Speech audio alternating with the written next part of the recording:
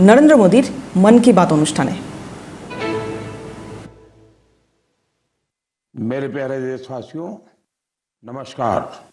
मन की बात के एक और एपिसोड में आप सबसे जुड़कर खुशी हो रही है।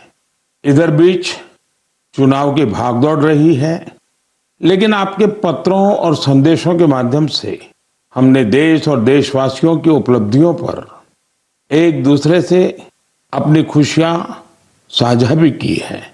इस बार मन की बात की शुरुआत देश की एक ऐसी ही बहुत बड़ी उपलब्धि से करते हैं।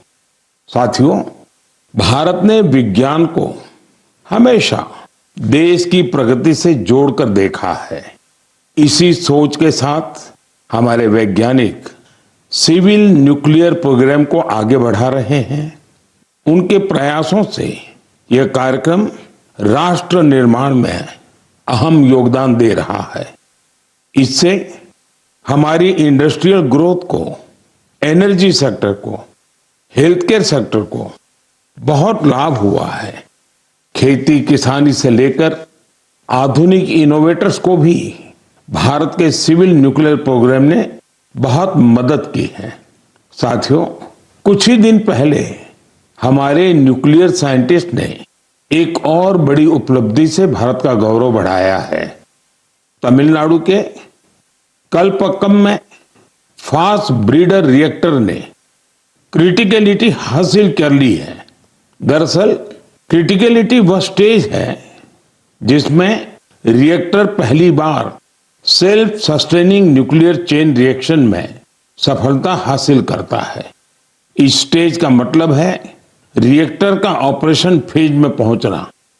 भारत की न्यूक्लियर एनर्जी जर्नी में एक ऐतिहासिक माइलस्टोन है। और बड़ी बात यह भी कि परमाणु रिएक्टर पूरी तरह स्वदेशी तकनीक से निर्मित है। साथियों, इसे ब्रीडर रिएक्टर क्यों कहते हैं, इसके पीछे भी एक वजह है। एक ऐसा सिस्टम है जो ऊर्जा के उत्पादन के साथ साथ भविष्य के लिए नया ईंधन भी खुद ही तैयार करता है। साथियों, मुझे मार्च 2024 का वह समय भी याद है जब मैं कलपक्कम में रिएक्टर की कोर लोडिंग का साक्षी बना था। मैं उन सभी को बधाई देता हूं जिन्होंने भारत के परमाणु कार्यक्रम में अपना अमूल्य योगदान दिया है। देशवासियों का जीवन बेहतर और आसान बनाने के लिए उनका यह प्रयास बहुत ही सराहनीय है। इससे विकसित भारत के हमारे संकल्प को भी एक नई ऊर्जा मिलेगी। मेरे प्यारे देशवासियों, मन की बात में आज मैं एक ऐसी शक्ति की बात करना चाहता हूं जो अदृश्य है, लेकिन जिसके बिना हमारा जीवन एक पल भी न चले। यही ताकत भारत को आगे बढ़ा रही है। यह हमारी पवन शक्ति है। हमारे प्राचीन ग्रंथों में कहा गया है, वायुर्वा इति व्यष्टि वायुर्वै समष्टिः, अर्थात वायु सिर्फ एक तत्व नहीं है, यह जीवन की ऊर्जा है, यह समष्टि की शक्ति है। साथियों, आज यही पवन शक्ति भारत के विकास की नई कहानी लिख रही है। भारत ने हाल ही में पवन ऊर्जा यानी विंड एनर्जी में बड़ी उपलब्धि हासिल की है। अब भारत का wind energy generation capacity 56 gigawatt से अधिक हो चुकी है। पिछले एक साल में ही करीब 6 गीगावाट नई क्षमता जुड़ी है। विंड एनर्जी में भारत तेजी से आगे बढ़ रहा है और दुनिया भी हमारी तरफ देख रही है। साथियों, आज भारत विंड एनर्जी कैपेसिटी में दुनिया में चौथे स्थान पर है। यह हमारे इंजीनियरों की मेहनत है, यह हमारे युवाओं का परिश्रम है, यह देश की सामूहिक इच्छा शक्ति का प्रतीक है। साथियों, गुजरात, तमिलनाडु, महाराष्ट्र, राजस्थान, देश के अनेक राज्य इस सेक्टर में अपना परचम लहरा रहे। गुजरात के कच्छ, पाटन, बनासकांठा जैसे क्षेत्र जहां पहले सिर्फ रेगिस्तान नजर आता था, आज वहां बड़े रिन्यूएबल एनर्जी पार्क बन रहे हैं। इसका लाभ युवाओं को मिल रहा है, नए अवसर बन रहे हैं, नई स्किल विकसित हो रही है, रोजगार के नए रास्ते खुल रहे हैं। साथियों, भारत के विकास के लिए सौर और पवन ऊर्जा जरूरी है। ये सिर्फ पर्यावरण की बात नहीं है, ये हमारे भविष्य की सुरक्षा है। इसमें हम सबकी भूमिका है। हमें बिजली बचानी है, हमें स्वच्छ ऊर्जा, क्लीन एनर्जी अपनानी है। देश में हर स्तर पर ऐसे प्रयास जरूरी हैं, क्योंकि इन्हीं से बड़ा बदलाव आता है।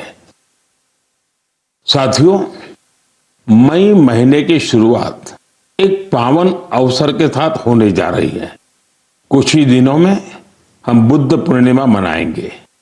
मैं आप सभी देशवासियों को अपनी अग्रिम शुभकामनाएं देता हूं। भगवान गौतम बुद्ध का जीवन संदेश आज भी उतना ही प्रासंगिक है। उन्होंने हमें सिखाया है कि शांति हमारे भीतर से शुरू होती है।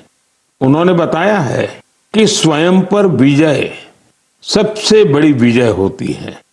आज दुनिया जिस तरह के तनावों और संघर्षों से गुजर रही है, ऐसे समय में बुद्ध के विचार और भी अहम हो गए हैं। साथियों, दक्षिण अमेरिका के चिली में एक संस्था भगवान बुद्ध के विचारों को आगे बढ़ा रही है।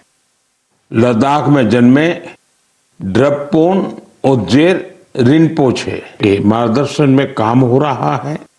यह संस्था ध्यान और करुणा को लोगों के जीवन से जोड़ रही है। कोची गुआज घाटी में बना स्तूप लोगों को शांति का अनुभव कराता है। वाकई यह देखकर गर्व होता है। भारत की प्राचीन धारा दुनिया तक पहुंच रही है। दूर दराज के लोग भी इससे जुड़ रहे हैं। साथियों, बौद्ध परंपरा हमें प्रकृति से जुड़ना भी सिखाती है। भगवान बुद्ध को ज्ञान एक वृक्ष के नीचे मिला था। प्रकृति हमारे जीवन का अभिन्न हिस्सा है। देश में भी ऐसे प्रयास हो रहे हैं। कर्नाटका में कर्मा मोनेस्ट्री इसका अच्छा उदाहरण है। यह मठ एक जीवंत वन क्षेत्र है जो 100 एकड़ में फैला है। इस वन में 700 से अधिक देसी वृक्षों को संरक्षित किया गया है। साथियों, बुद्ध का संदेश सिर्फ अतीत नहीं है, यह आज भी प्रासंगिक है और भविष्य के लिए भी जरूरी है। बुद्ध पूर्णिमा का यह अवसर प्रेरणा देता है। हम अपने जीवन में शांति बढ़ाएं, करुणा अपनाएं और संतुलन के साथ आगे बढ़े। मेरे प्यारे देशवासियों, आप सभी जानते हैं हमारे देश में अब 23 जनवरी यानी नेताजी सुभाष की जयंती से लेकर 30 जनवरी यानी गांधी जी की पुण्यतिथि तक गणतंत्र का महोत्सव मनाया जाता है। इसी महोत्सव का अहम हिस्सा होता है बीटिंग रिट्रीट। आज मैं आपसे बीटिंग रिट्रीट की चर्चा कर रहा हूं, क्योंकि इसके पीछे खास वजह है। साथियों, आपने देखा होगा यह समारोह अलग अलग बैंड्स की विविध संगीत परंपराओं को दर्शाता है। बीते कुछ सालों से इसमें भारतीय संगीत का समावेश बढ़ा है और ये देश के लोगों को भी बहुत पसंद आ रहा है। इस साल की बीटिंग रिट्रीट सेरेमनी भी बहुत यादगार रही थी।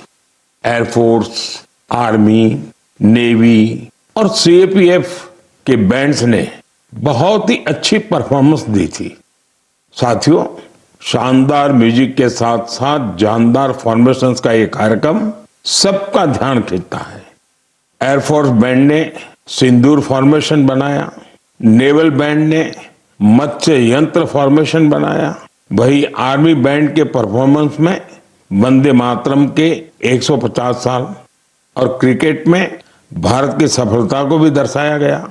साथियों, बीटिंग रिट्रीट के बीते जाने के बाद ये सारी मेहनत, ये उपलब्धि धीरे धीरे ओझल हो जाती थी, लेकिन अब इसे लेकर बहुत ही अच्छा प्रयास हुआ है। बीटिंग रिट्रीट का म्यूजिक पहली बार वेव्स ओटीटी पर भी उपलब्ध है। आने वाले समय में यह दूसरे प्लेटफॉर्म्स पर भी मौजूद होगा। आप इसे जरूर सुने। आपको अपनी आर्म्ड फोर्सेस और उनकी परंपराओं पर बहुत गर्व होगा। साथियों, पिछले कुछ वर्षों में देश के अलग अलग हिस्सों से प्रकृति के संरक्षण की प्रेरक कहानियां सामने आई हैं। ये कहानियां हमें उम्मीद देती हैं और गर्व से भर देती हैं। मैं मन की बात के श्रोताओं से कुछ उदाहरण साझा करना चाहता हूं। इनको सुनकर आपका मन प्रसन्न हो जाएगा। पहले बात कच्छ के रण की। बरसात खत्म होते ही यहाँ की धरती जीवंत हो जाती है। हर साल लाखों फ्लेमिंगो यहाँ आते हैं। पूरा इलाका गुलाबी रंग से रंग जाता है, इसलिए इसे फ्लेमिंगो सिटी कहा जाता है।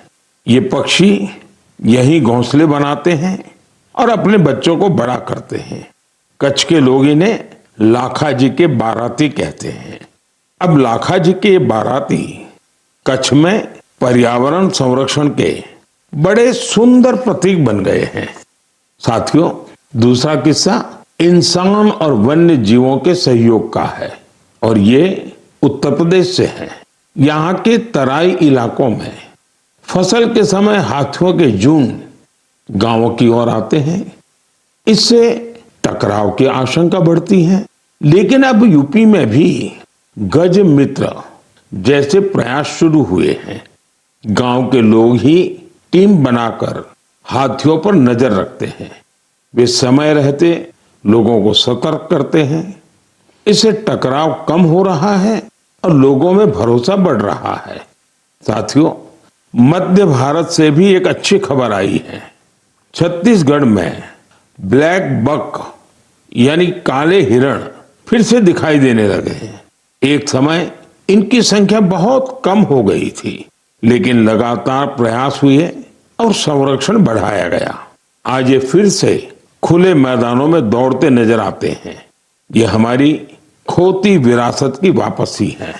ऐसे ही उम्मीद ग्रेट इंडियन बस्टर्ड यानी गोडावण के संरक्षण में भी दिख रही है। ये पक्षी हमारे रेगिस्तानी इलाकों की पहचान हुआ करती थी, लेकिन एक समय इसकी संख्या बहुत कम रह गई थी। हालत ये थी कि ये पक्षी लुप्त होने की कगार पर पहुंच गई थी। लेकिन अब इसके संरक्षण के लिए बड़ा अभियान चल रहा है। वैज्ञानिक तरीके अपनाए जा रहे हैं, प्रजनन केंद्र बनाए गए हैं और अब